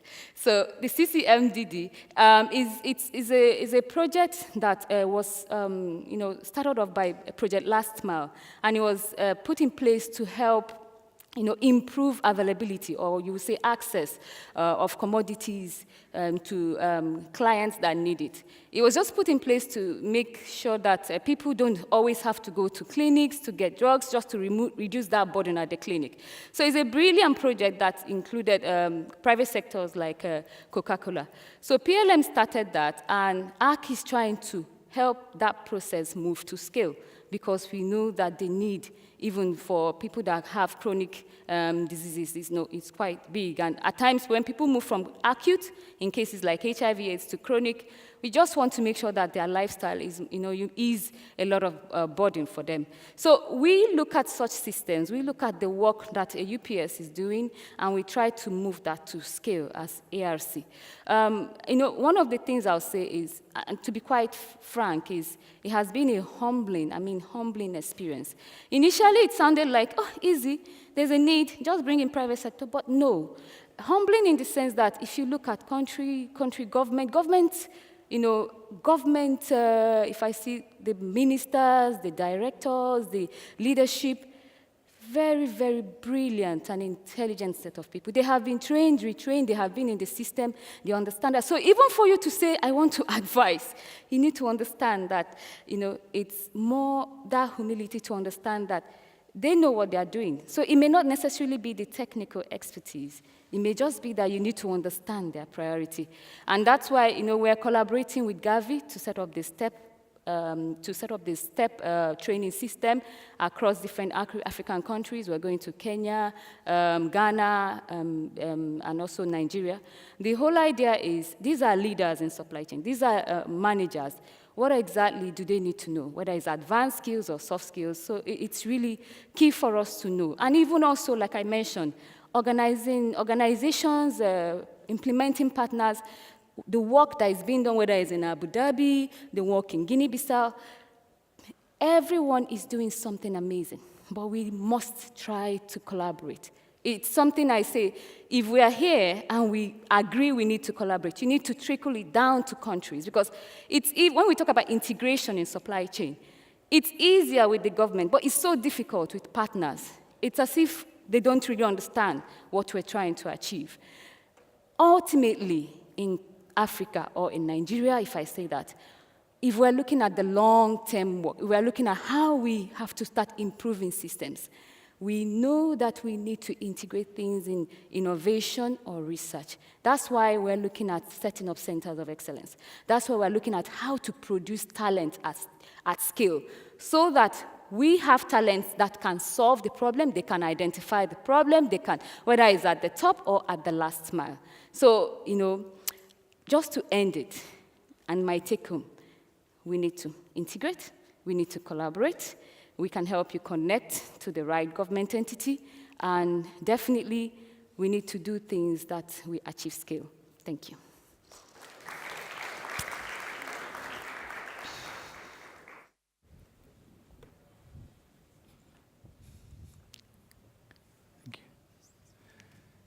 Good afternoon. I'd like to share with you our experience in achieving adequate logistics as part of universal health coverage, or UHC, in Thailand. There are 3 key messages. First, building up primary healthcare PHC-based equitable healthcare systems, outlets for universal availability and access. Second, stepwise coverage of financial protection. Third, improved logistics under UHC financial management systems. Thailand is the country of 69 million population.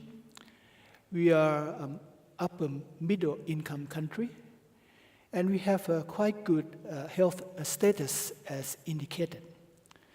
And we also have adequate and well-distributed healthcare services and human resource for health, both in public and private sector.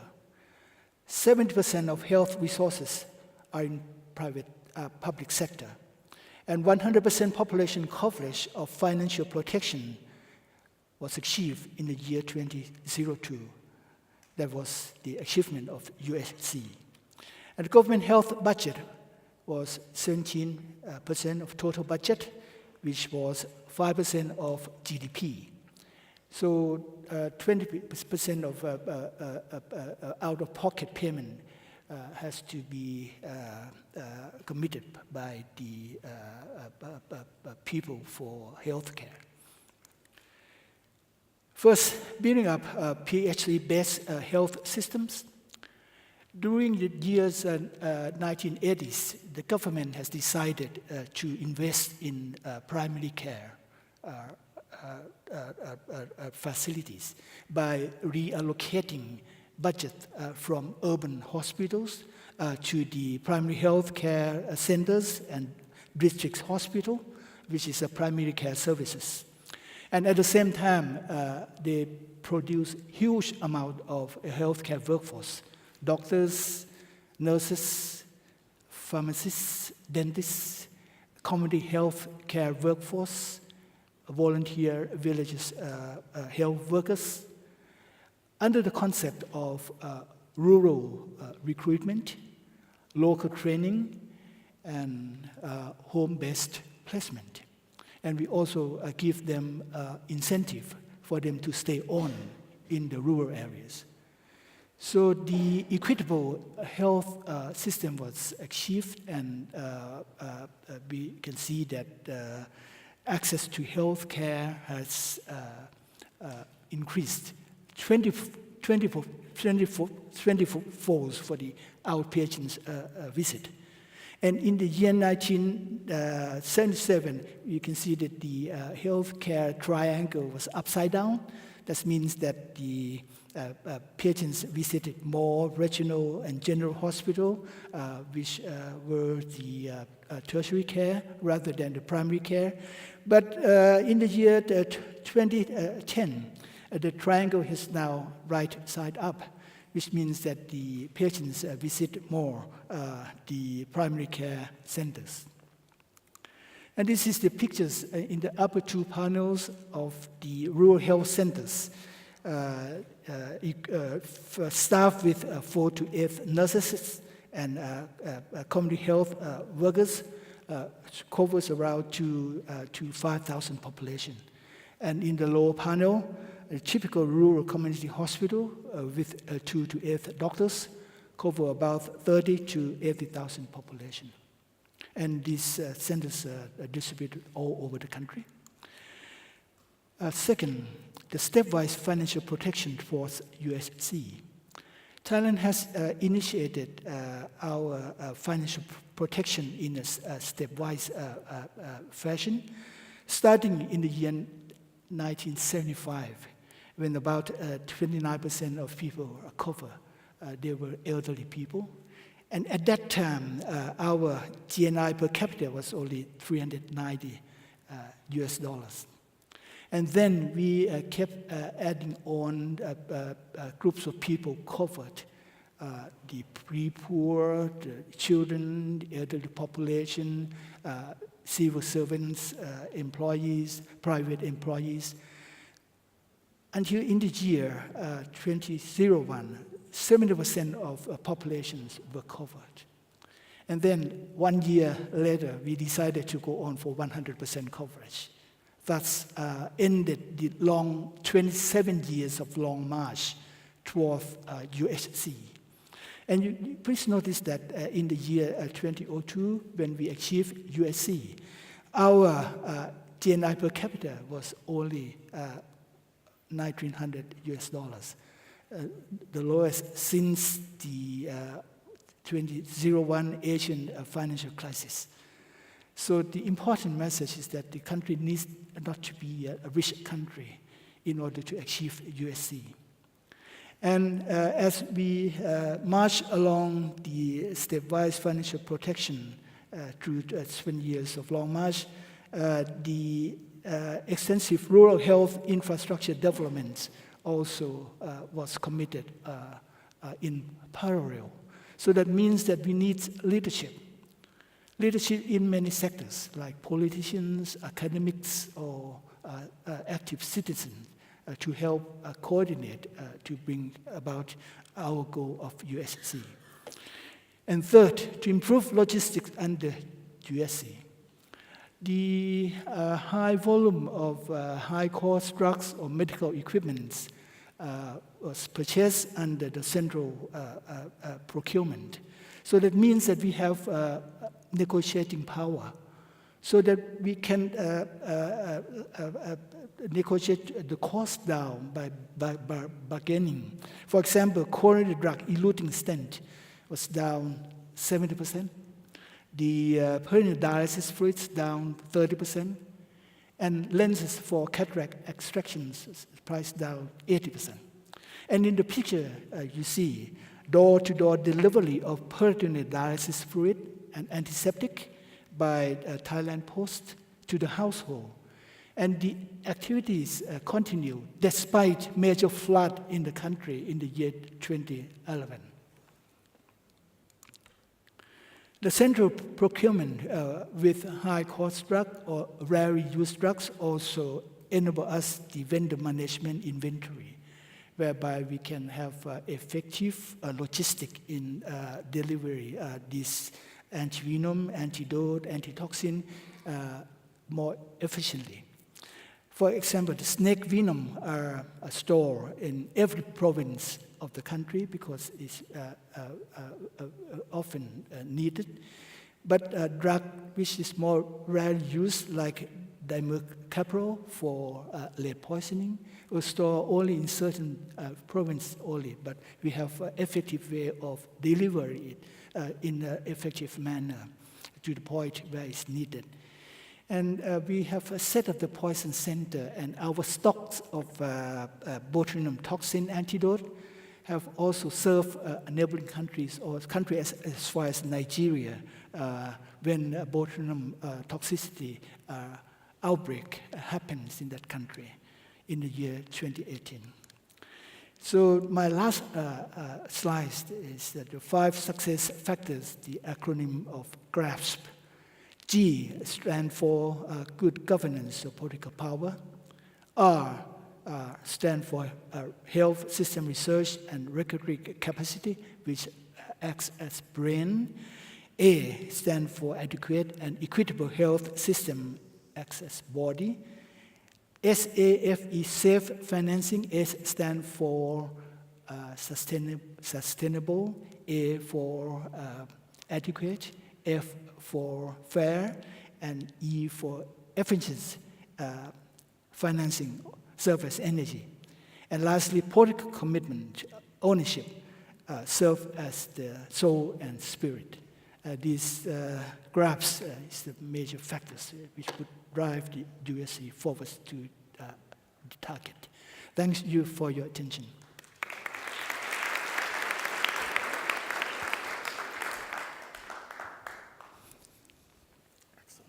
Thank you. Thank you very much for these very, very informative comments, bringing different perspectives to the topic. So we really appreciate you being here with us this afternoon. We are going to open it now for question and answer. So I believe we have some microphones going around. I'll also bring this one. So if you would like to ask a question or make a comment, please raise your hand. And similar to what we have done in the previous session, we will take 3 or 4 questions, and then we will turn it back to our speakers to respond with their comments.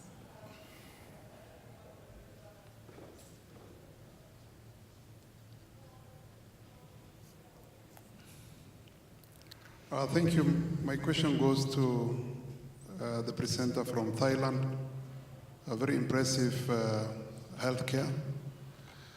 Kindly share with us the role of healthcare leadership in the grasp.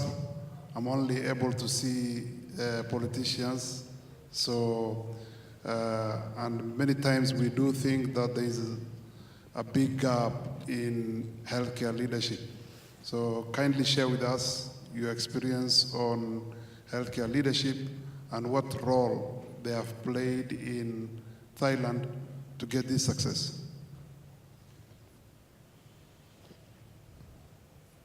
Thank you very much. My name is Jacob Chatora from Zambia. My question goes to Dr. Abdul Rahman. I hope I've pronounced your name correctly. Other than hoping that in the future I'll have my number on the president's speed dial, my other question is, how has the implementation of ELMIS improved the responsiveness of the health system in Guinea? Thank you. Okay, we can take 2 more questions. I see, I think, one hand in the front. Anyone else in the back?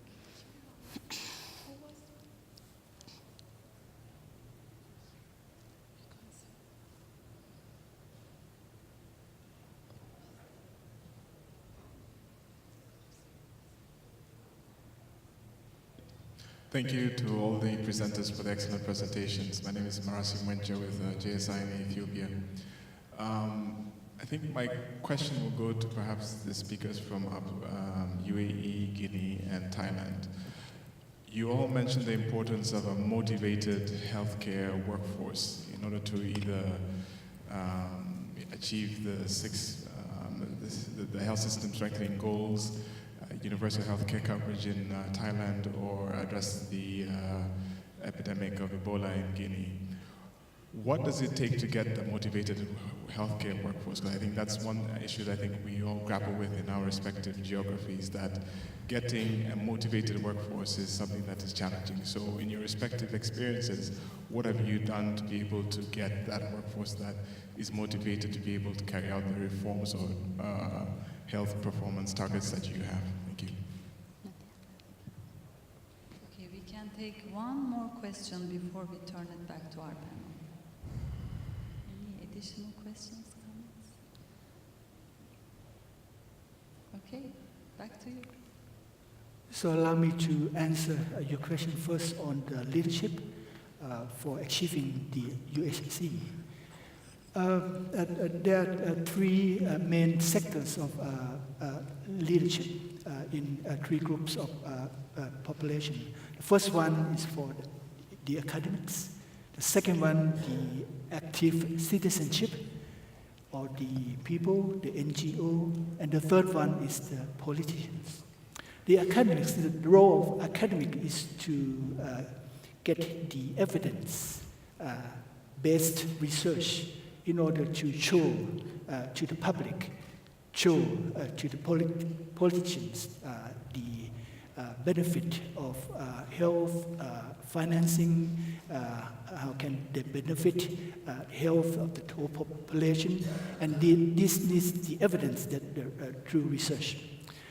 For the active citizen, they need to participate in the nurturing the concept, nurturing the ideas of USC, because it takes time for them to get to understand the importance of USC so that they take it as their own.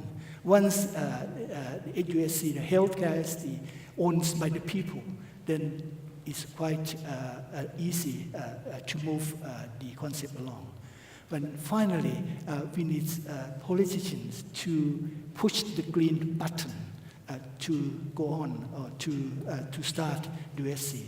So it needs courage in the part of the politicians also, because remember at the time when we achieved USC, our GNI per capita was at the lowest point since many years because of the Asian financial crisis.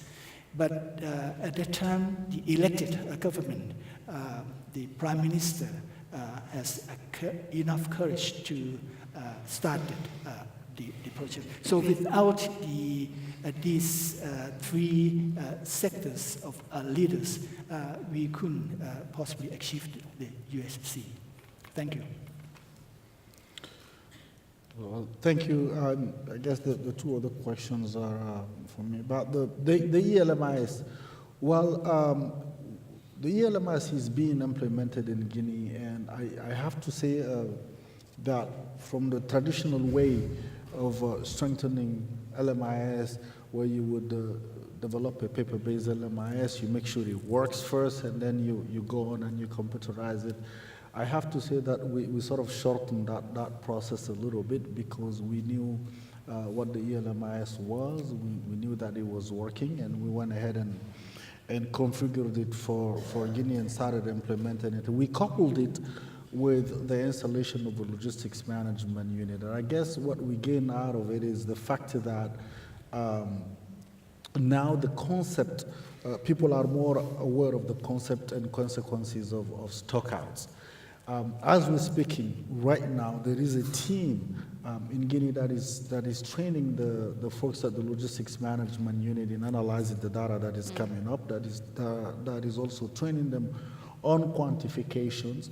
And what we've seen just toward the last part of 2017, we've seen an improvement in product availability, especially essential medicine at the service delivery point. So we can say that there is an improvement in terms of access to essential products at the service delivery point.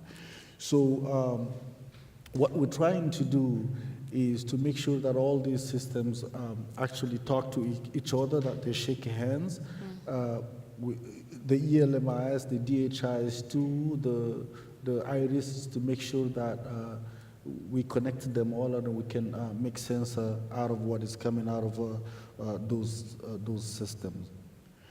Now, in terms of motivating workforce, Merasi, the challenge that we have in Guinea, as I mentioned here, it's really maintaining people up country. For some reason, people refuse. You actually send them officially up country.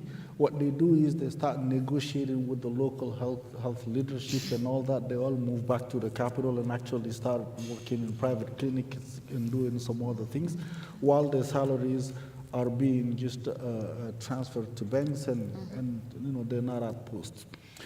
So we tried tried new things to maintain people up country, and it seemed to be working. The first thing we did is to move their salaries to their locations. So instead of actually wiring their salaries the way it works for any civil servant into any bank that they would choose, their salaries are paid at their workstation. That's one. Two, we included in the monthly reporting system a specific form on the presence of the newly sent staff to these remote locations. So every month, in the reports that are coming up, their presence is recorded. Of course, they're paid, like I said, and there is a little amount, actually stipend added to their salary called prime de zone for, to motivate them, to keep them in their location. In addition to that, we made the decision to give priority to all the people who are in those remote locations for attending international conferences, training opportunities, including actually formal education like masters and all that. So we gave them the priority. We actually came up with a ratio of 2 out of 3. So every time we send a team of 3 to an international conference or to a training or whatever, 2 out of the 3 would have to come from those remote zones. So that's what we can do to encourage those guys to stay out there. So motivation is really hard to measure and appreciate. During the Ebola epidemic, because all these partners converged in Guinea, there was a surge in hiring. People who had just graduated, and the partners did a great job in training them and getting them familiarized to actually managing these outbreaks, analyzing data, using computers, using some of the software, most recent softwares and all that. And they were paid by the partners. The salaries were way above the government wage. Our problem was how to actually absorb those people when the partners stopped paying them. So eventually they had to accept, the wages had to be adjusted. But again, the challenge is really maintaining people up country. Right, allow me to add Thailand's experience on motivation to retain a healthcare workforce in the rural areas. As I mentioned, we have the concept of local recruitment and local training, and also home-based placement for our healthcare workforce. Under this concept, we also have two major policy. The first one is that for 30 years already, that every graduate from Thai medical schools, nursing schools, pharmacy school needs to work mandatorily in the rural areas for 3 years before they are allowed to go to do further training or to go on through their careers. This is the first policy which continues until today, and it helps us place the doctors, nurses throughout the health centers that we have throughout the country. The second policy is the training of the medical students by innovation of the new education systems. When we do it in cooperation between the Ministry of Public Health and Ministry of Education, we recruit students from the rural areas, which is a special track. These students sit for the examination differently from the whole students in the country, so they have more chance. And they recruited from the rural areas, and they are trained at the local university for basic science training for 3 years. But for another 3 years, they are trained clinically in the tertiary care hospital of the Ministry of Public Health. So they accustom themselves to the rural areas and trained in the rural areas close to their home. And once they finish their home place also. And we provide them with incentives, financial incentives, non-financials, like opportunity for further training, housing, those kind of things that help retain our workforce in the rural areas. Thank you. Thank you. Now I'm going to turn it to Dr. Barakat and then to Ms. Okeke, so we can finalize our panel and conclude with our program today. So any final comments from you in response to the questions or just to summarize? Thank you very much. I think motivation of the medical workforce is again one of these global issues. How do you motivate staff in an increasingly more challenging environment, particularly, I mean, the environment we had in Guinea, what remarkable staff you had that kept on working despite all the enormous challenges and deaths they saw their colleagues dying. In the UAE, we have two elements of the motivation. One is getting them into medical school and nursing school and allied health. And the other one is once they're in, keeping them there. And we're working on both. We have initiatives to address the young ones, even at the schools. You know, we encourage them, we give them visits, we have champions visiting them that rave about the medical profession and the allied health professions. And we've improved our medical schools, and we're about to open a new medical school in Abu Dhabi as well. So it's important to make sure your undergraduate and postgraduate training centers are very attractive to school leavers. And then on the other side, once they become doctors, all the challenges that we've heard before and the motivating exercises that are being implemented in Guinea and in Thailand. In the UAE, we do have rural areas. We have areas that have very small populations that, and yes, of course, there are challenges in getting people to go and live there and settle there. And the way we've managed it, in addition to incentives, but we're exploring a rotating system and also with telemedicine. So we're using modern technology to try and help in rural areas so people can access the telephone. Rotations work when you have somebody that does 4 days a week in the main capital and then 1 day a week can go to the rural area. That also works in some settings. So we share with our co-panelists the same challenges. Thank you.